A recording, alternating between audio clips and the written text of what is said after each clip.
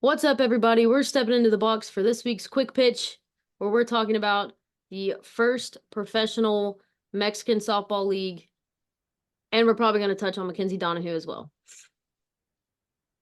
Yep. Mexico has its first ever professional softball league, Liga Mexicana de Softbol, also known as the LMS, which is what we'll be referring to it as from here on out. They held an open trial in early November and then held the first ever draft of the inaugural league on December 7th in Mexico City's Alfredo Harp Helú Stadium. There are 6 teams in this league. You got the Olmecas de Tabasco, Aguilas de Veracruz, the Charros de Jalisco, Diablos Rojos del Mexico, Sotanas de Monterrey, and Bravas de León.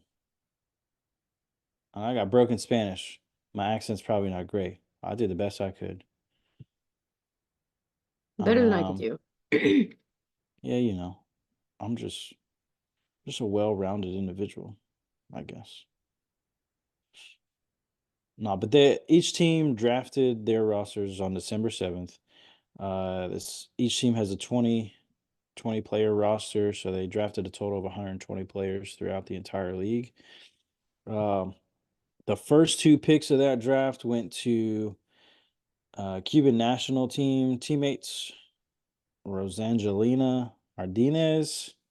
She went to the Olmecas of Tabasco.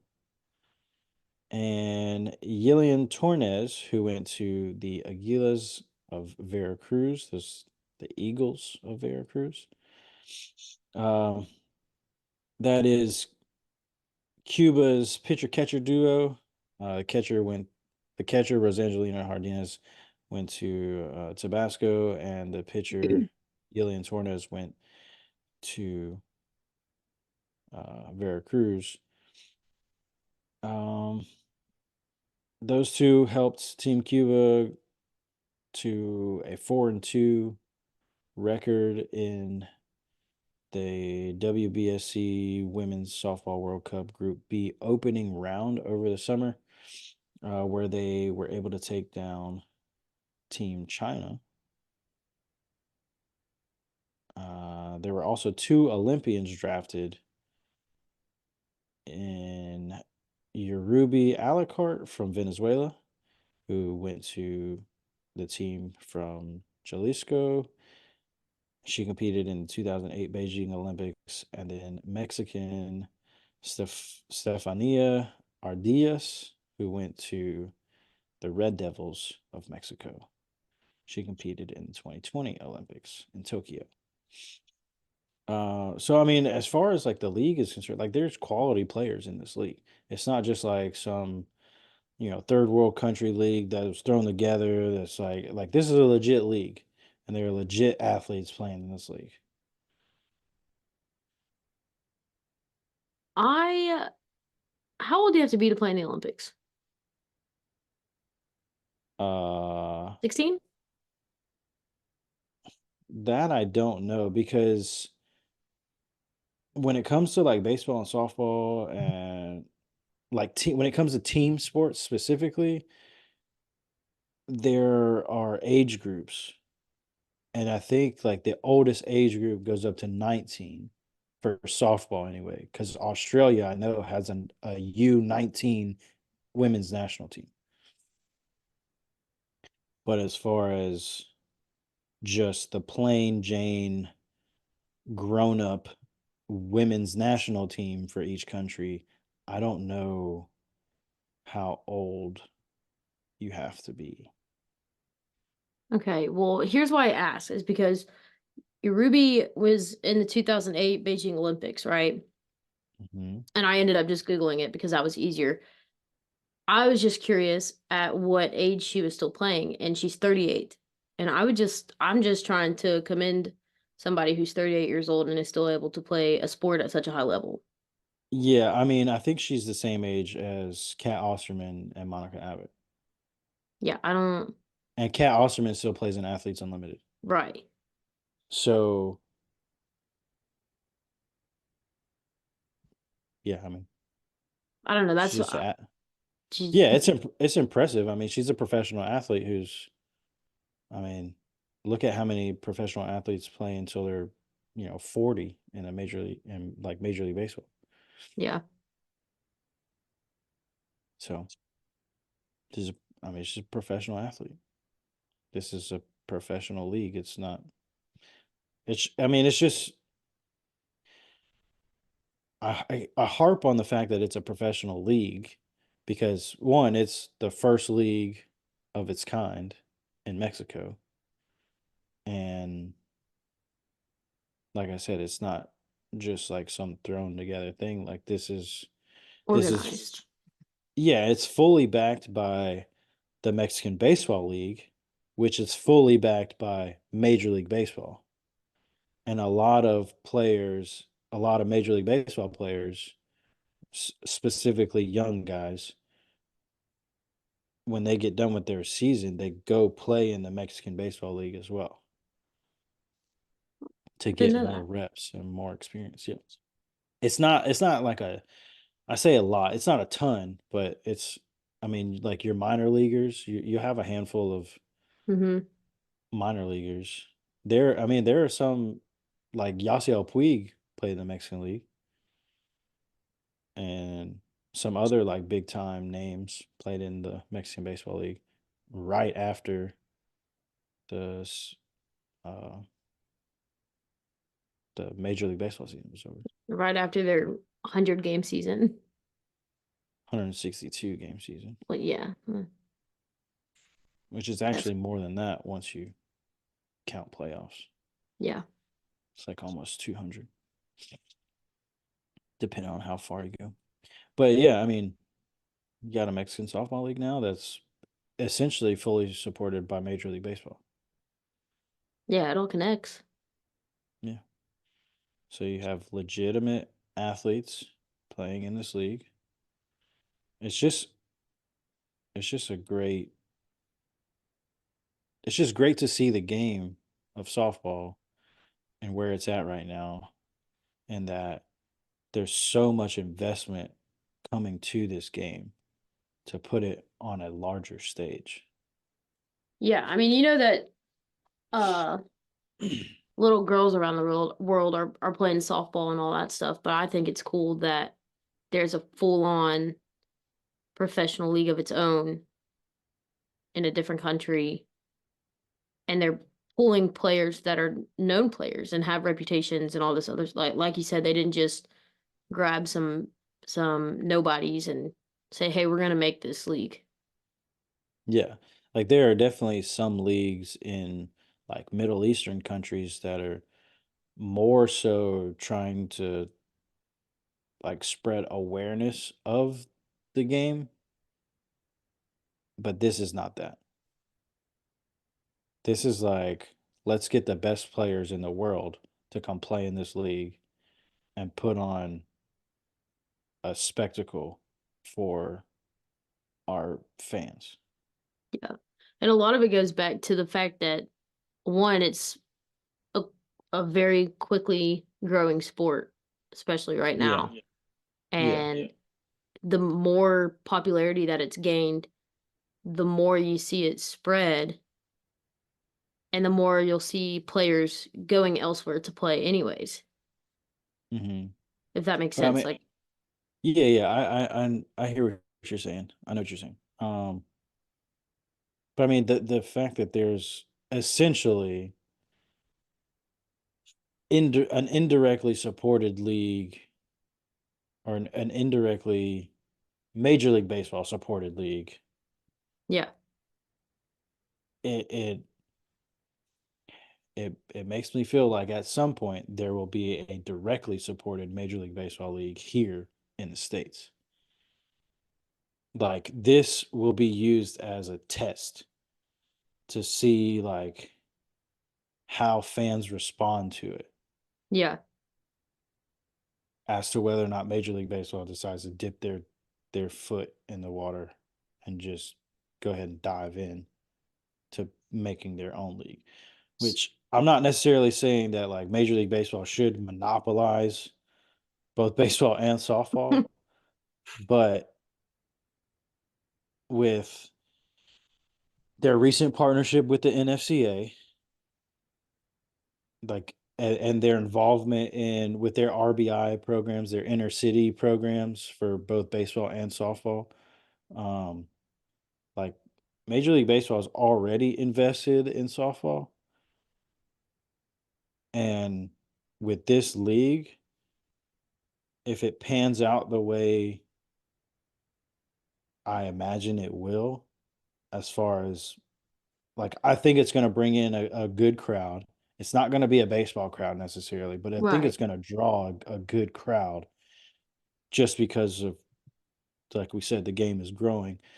Um, I think this will be grounds for Major League Baseball to start laying a foundation for that here, be it like Major League Softball or just in partnership with one of the already existing leagues. Yeah. Okay, let me ask you this. If they are to, they being the MLB, right? If they're to expand this, I guess their partnership all across, how do you think that affects pay for players? I mean, they wouldn't get paid the same as their baseball No, counterparts. yeah, no, not that. But I mean, I would imagine that like there would be a league minimum, right? Mm-hmm. And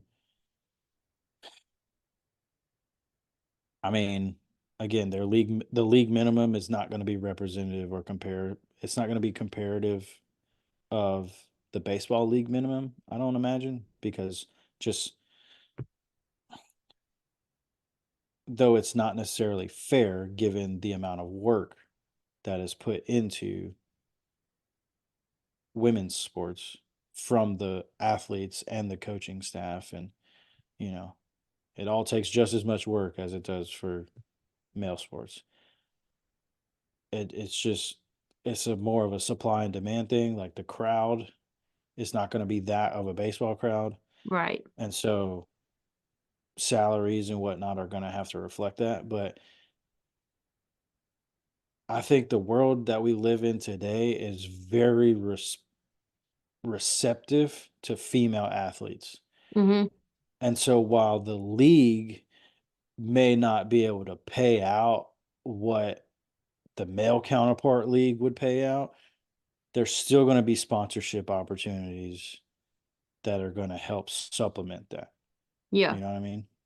Yeah, no, I get So, what you're saying. I guess more too of like I guess if the MLB is in partnership with all of professional softball at whatever point, if that were to ever happen, that money would be coming from the MLB, right? I, Like their pay would be from. well, I mean, like a partnership that's not necessarily would be the easy answer. I'll take the easy answer. I mean, it would have to be like this league is Major League Baseball owned, Okay, but I see what then you're saying. they would still have separate finances for each league. Does that make sense? Yeah, no, that makes sense. That makes I sense. would I would imagine. I'm just speculating here. And that's But all I was trying to figure out. Just an idea. I mean outside of that, like again, this is really exciting. You have an international, it's not really an international, but you have a foreign league that's really close to home where the Mexican Baseball League already gets TV time on MLB Network. Mm-hmm. So you would imagine that there's a great opportunity for the Mexican Softball League to also get airtime on Major League Baseball's network. which would be huge. Yeah, or even just ESPN Plus. Like, I mean, I haven't seen anything in the works between the LMS and ESPN. Um, but I know Major League Baseball has a contract with ESPN, so I wouldn't be surprised. But and there are players from the United States in this league too. There's not a lot of players from the United States. There's only five, but 6. five. Oh. One team chose not to draft a Hmm. Rats. U.S. player, but yeah, I mean the fact that there are players from the United States on these teams, it's set a Helps the precedence. expansion. Yeah, it helps expand the awareness of the league to, you know, more of an international awareness. Um, Still in the Western Hemisphere, but uh, what am I using too many Yeah, geological terms for you yeah, or geographical terms? geological. Yeah, not study of rocks, but geographical. You Um, almost sounded really smart for a second. I corrected myself. What's also interesting though about this league is I feel like it's kind of short. It is fairly short. Like I said, it's a The testing test ground. run. Yeah. Yeah, they're gonna see how it goes, and which, like I said, if it's anything like the current or the already pre-existing professional leagues that we have here with the WPF and Athletes Unlimited, Mm-hmm. I would imagine it's going to do well. Yeah, I would think it would be just fine so long as it gets the recognition that it needs, I guess. But with the Yeah. partnership, well, not really the partnership, but with the backing of the Mexican Baseball League, which in turn is the MLB, I would assume there's some kind of extra publicity. Yeah, some marketing, we'll say. Yeah, that's better. It's easier to say. um yeah, I mean, I I fully expect it to do well enough at least to warrant doing a second season. Yeah. So, I but also like the name of the championship series of this league. yeah, I the find it Queen fun. Series. Yeah, I find that Yeah. fun. And then somebody Yeah. gets to take a crown. Yeah. Be the champion. It makes sense. It does. It It does. does indeed. And I mean, it's set up like a traditional, like a baseball playoff system where you have like the semifinal round is a 3-game series, and then the Queen Series is a 5-game series, best 3 out of 5. So you don't play I'm here just like for a, it. yeah, it's not like a round robin tournament. It's like an Oh, actual, yeah, it's an actual series. It's real softball. It's cool. Mexican Softball League. it's It's exciting. dope. It's dope. It is It dope. is. All right. Well, On to the next. hope, yeah, on to the next, I guess. Hopefully we hear some more about the Mexican Softball League and like where it'll be aired. It's got to get TV time. It's got to. Yeah, I feel like there's like kind of limited information about it at the moment. Granted, the draft kind of did just happen, what, 10 days Yeah. ago? Yeah. So, 11. okay. Well, 12 now, but 10 was an estimate, okay. like 10 days ago. Yeah. Like meaning around, approximately. Okay. I got this. Just saying. But Ugh. all right. So transitioning to the next topic of discussion, Mackenzie Donihoo decides it's probably better for my body if I stop playing ball. Man, that was a tough call too. And it wasn't even Yeah. just her call. Her doctors told her, she talked about it with her family. Like, Yeah. my doctor's got to tell me that I got to quit. That she was really contemplating it. Mm, that's a tough loss too. Yeah. I mean, Uh, uh, I kind of went out on my own terms, you know. Like my last year playing ball, I battled injury, and then I was just like, I was definitely bitter about it, but I just was like, all right, I'm done. I'm moving on. I'm tired of doing this. Um, but like to more so have it taken from you because your body just like can't do it anymore. I can't imagine what that feels like. different kind of sadness. Yeah, like, and granted, this isn't the first time that Donahoo's done this. She did this when she was at Oklahoma too, but she took off a year, right? And then Yeah, she and I ended want to up. say that one was mid-season or like I towards don't. the end of the season. I don't think she finished that season out. And I feel like it was like Patty Gasso came and said she would no longer be playing with Oklahoma or for Oklahoma or something. I don't know. It could have been after season, but I really feel like it wasn't. I couldn't I tell should have you. checked up on that. All I know is that it's a crappy situation all the way around. You hate to see a player like Mackenzie Donahue, somebody who's exciting to watch, have to hang it up. Um, Sucks for Tennessee because they lose their starting shortstop. I think they'll end up being okay with Laura Mueller, who transfers from MTSU, but I mean, just kind of heartbreaking.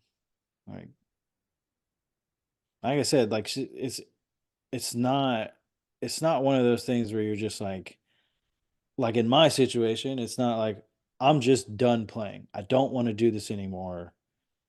And It like, wasn't, yeah, like that's on your terms. yeah, and like You, so many other college athletes who are like, you know what? I would rather just go do something else at this point in life. Like my, this is I'm checked out. I'm done. yeah, like this is Donahue being like, if I continue to do this, I'm gonna cause long-term damage to my Hmm. body that I'll never be able to fix, and I'll forever suffer for it. Yeah. So Somebody who still it's had gas in the tank yeah, and essentially can't play anymore. yeah, And she was she was just, like you said, she was an exciting player to watch and an athlete. I mean, heck, when she was at Oklahoma playing the outfield, she was making freaking stellar catches. I'm pretty sure she played left field. But I mean, she made plenty of diving catches out there. And then she got to Tennessee and they were like, yeah, you're going to actually be the shortstop instead of the left fielder. And she's like, okay, yeah. yeah, sure. Like just an athletic person who, I mean, you could just see how exciting of a player she is and how energetic she is just by watching her. Yeah.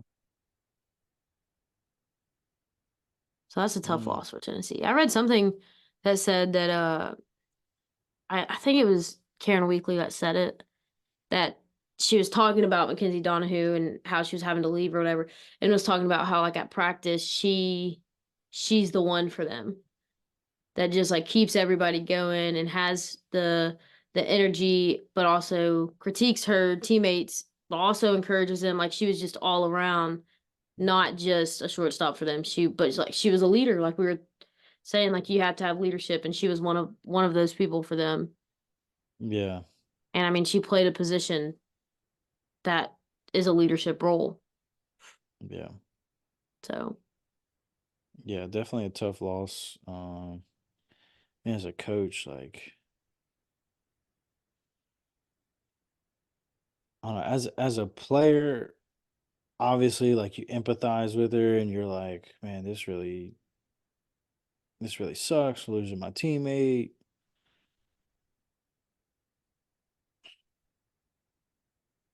As a coach though, like I don't know. It just obviously you're upset that you're losing a piece from your lineup because now you got to figure that out. right. But like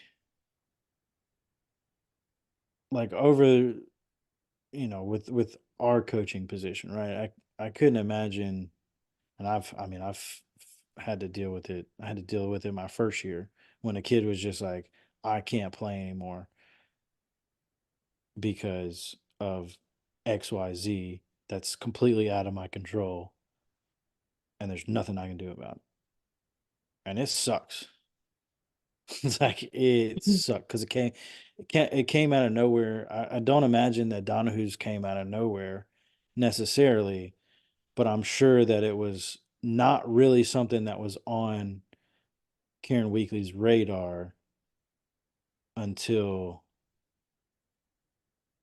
like basically Donahue was like, "Hey, can I talk to you for a second?" Yeah. Because up until that point, like she was the shortstop. Right. They had all intentions of turning the semester and going into January, and she was it. Yeah. I mean, you could argue that maybe there was a hint of this, a hint of awareness about this potentially happening since they went out and got Laura Mueller Yeah. as another incoming shortstop. But I I would say like why would Donahue then wait this long to announce that she was going to do that, right? I wonder if it was something where like maybe over the summer or early start to the fall semester, she had gone to the doctor or even just like the athletic trainers or something. Maybe it was a decision of, hey, we're gonna just like keep an eye on it, see how it does throughout all of your conditioning and fall practices and games and all that. And we'll just have to make a call at later time, trying to give her the best chance of still being able to go. Maybe that's what it was as to Yeah, I mean, why. I could see that happening, that conversation happening like towards the end of last season, because otherwise, why would you go out and get that shortstop, Yeah. right? Or it may be like we know that Donahue's dealing with a lot of injuries, and she's really fighting through pain just to play. So let's go out and get this shortstop In to case something were to try. happen. Yeah, but more so the initial thought of like to just relieve some of those innings. Yeah. So she's not just tearing her body apart the whole season. There's Yeah. someone else that can take the load and you know bear the weight for a little bit, and we just platoon the two. Yeah. I could see that being the thought process going into the summer, but I just don't imagine that like it was ever Donahue's not going to play. That was on Karen Weekly's radar until Donahue walked in the office and was like, "Hey, I can't, I can't do Yeah. it." And so, like from a coaching standpoint, again, like you're like, "Oh, okay, now we got to figure out this whole depth chart and like who's going to really take over shortstop and all that." And then, like the X's and O's of it, yes, that's something you have to deal with as a coach. But then, like looking at this kid sitting across from the desk, Who's torn up who's probably. yeah, probably bawling her eyes out, and you're just like, there's nothing, I can't do anything in this situation. Like Yeah. there's nothing I Feeling can feeling say. so helpless, then yeah, Yeah. Like there's nothing I can say to you to make it better. I can't fix your magically, injuries. yeah, like there's nothing I can do and I hate it. And like all you can do at that point is just wish that kid the best. I wonder if they'll make her like a team manager or something, or like a student assistant. Yeah. Just to, I mean, if she would, and she might not want to do that. She might not want to go around softball or something. Some people just don't want to be around yeah, I something mean like it that. could But it could be too painful yeah, to sit there and watch and not be able to play. I mean, especially like initially it might take some time for her to be like, yeah, I can see it going but either way. yeah, but yeah, I mean, I don't know, just a crappy situation Yeah, for all for parties, yeah, for her, for the coaching staff, for the program, for teammates, like yeah, the fans, like just kind of sucks. yeah, But at the end of the day, Donihoo will be fine. Um, the Vols will be fine. Everything, Earth's still going to spin, the sun's still going to come up, and it's still going to go down. So, true. yeah. So we got a Mexican softball league, and we lose a great player in the softball community. I think that'll wrap it up for this episode. Quick pitch. Think so.